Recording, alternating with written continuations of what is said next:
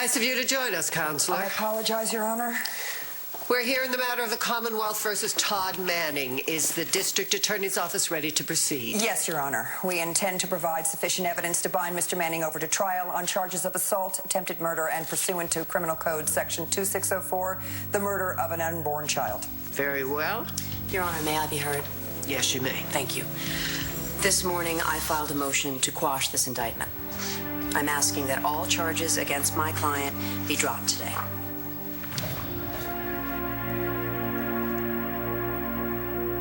The state's case is a tissue of innuendo fueled by the district attorney's personal and long-standing vendetta against my client.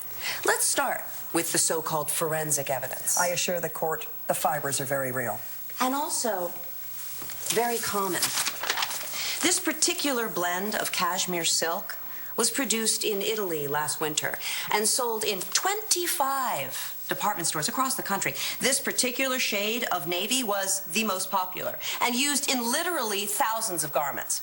One of which is a blue jacket that the defendant was wearing the day of the attack. The prosecution can't tell us when the fibers were left in the stairwell. For all we know, they could have been there for months. Secondly, the prosecution alludes to a long history of animosity between my client and Dr. Saybrook. This is hardly what you'd call bad feelings. I think it is well known. There's one prior ancient conviction that would be totally inadmissible in a court of law as a prior bad act.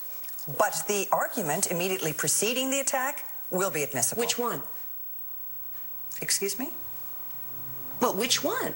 Dr. Saybrook not only had words with my client, Dr. Saybrook had a loud, heated argument with Natalie Banks just prior to her accident. In fact, the first person that Dr. Saybrook accused of the crime was Natalie Banks.